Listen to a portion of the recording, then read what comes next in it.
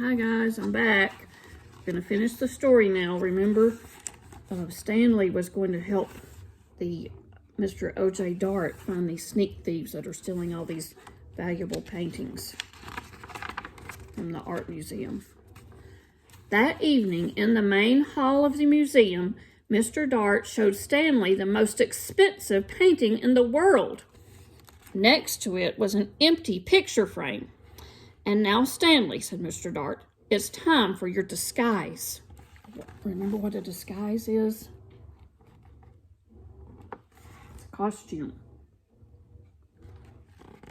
So nobody will know who he is. Stanley showed Mr. Dart the disguise that he brought. "Well, this is a really good one. My cowboy hat and a red bandana." I'm sorry," Mr. Dart said, "but we don't have cowboy pictures here. You must wear the disguise that I have chosen." Well, Stanley could hardly speak when he saw Mr. Dart's disguise. "I'll look like a girl," he protested. But Stanley was a good sport, so he put it on. Here's the costume that Mr. Dart has.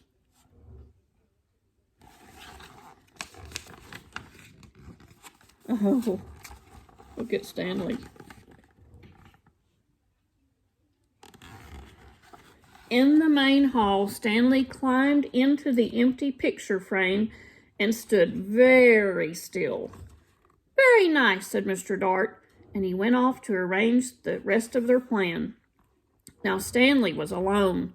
The hall was very dark, but enough moonlight came through the windows for him to see the world's most expensive painting.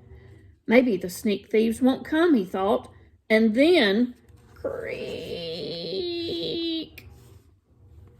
A glow of yellow light shone suddenly in the center of the hall. A trap door had opened in the floor. The sneak thieves, carrying lanterns, came up into the hallway.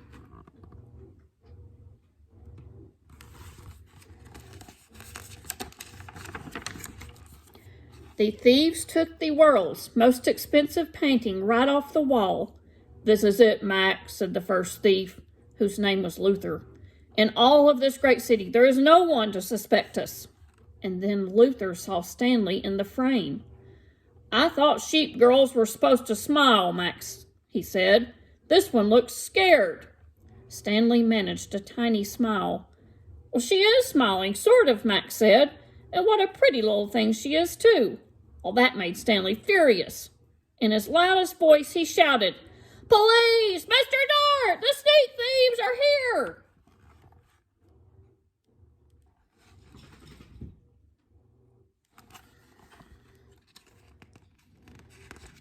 Busted.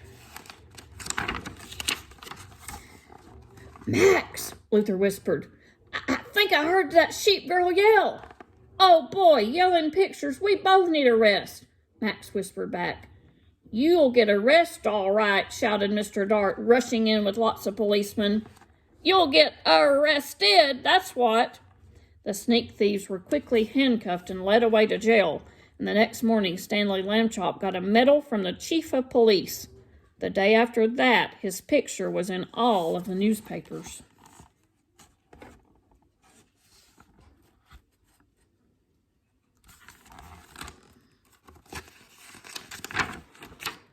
For a while, Stanley was famous. People would point him out and whisper, "Over there, Agnes, Stanley Lambchop, the one who caught the museum robbers," and things like that. But then people began to make fun of him. "Hi, Super Skinny," they would call.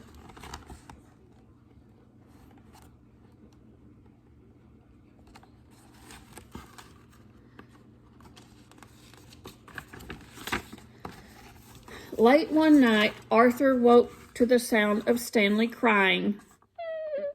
"What's wrong?" he said. Stanley sighed. I just want to be a regular shape again, like other people. It's just not fair." "You're brave," Arthur said. "You really are." And then Arthur had an idea. He turned on the light and ran to the big toy box in the corner. He tossed aside his toy soldiers, airplanes, and boat models. "Got it," he said, holding up an old bicycle pump.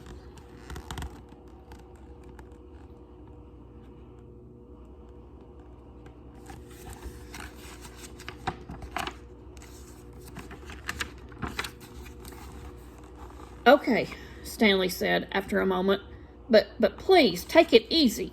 He stood with the end of the hose in his mouth, clamping his lips tightly so no air could escape. Arthur began to pump. If it hurts or anything, wiggle your hand, he said. Stanley's top half began to swell. Stanley got bigger and bigger. His pajama buttons burst off.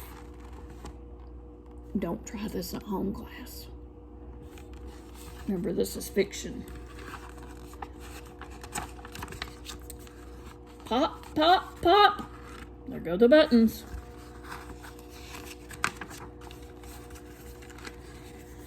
Soon he was all rounded out except for his right foot. He shook the foot twice and it swelled to match the other foot.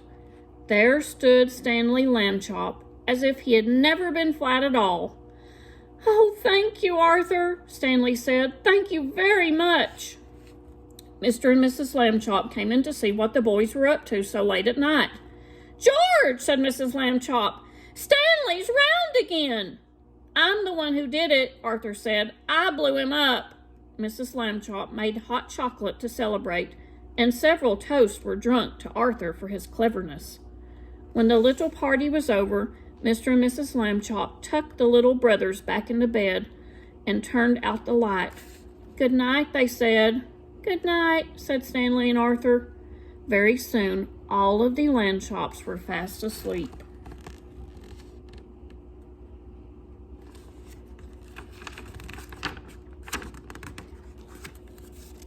That was it. There's some pictures from the end of the story. There's some newspaper clipping when he became famous. And I want you to notice this little picture right here. See, someone has made a Stanley Lambchop out of paper.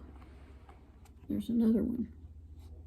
And I actually made a Stanley Lambchop for you to see, and I would like for you to try to make one of your own. Here's mine. See? I just used an old folder. The old folder was kind of thicker paper, so that helps, because what I'm going to do is I'm going to take Stanley around with me next week, and I think the first thing he's going to do is go help me feed my chickens, or maybe my cows. And I'm going to take him around with me around the house this week, see what he can get into. And I'm going to take some pictures, and maybe you could make your own Stanley Lambchop out of paper. And he can go around with you, and you can take some pictures of what you guys are up to. And if you send them to me, I'll share them on the Remind. And Miss Rogers and Miss Phillips and Miss Jenkins could share theirs on their dojos or their Reminds or their YouTubes. And we can see each other again, since we're not getting to play with each other in the playground. And I hope you guys are doing well, and I hope everyone's happy and learning a lot at home. We all miss you so much, and let us know when you get your Stanleys made. Bye.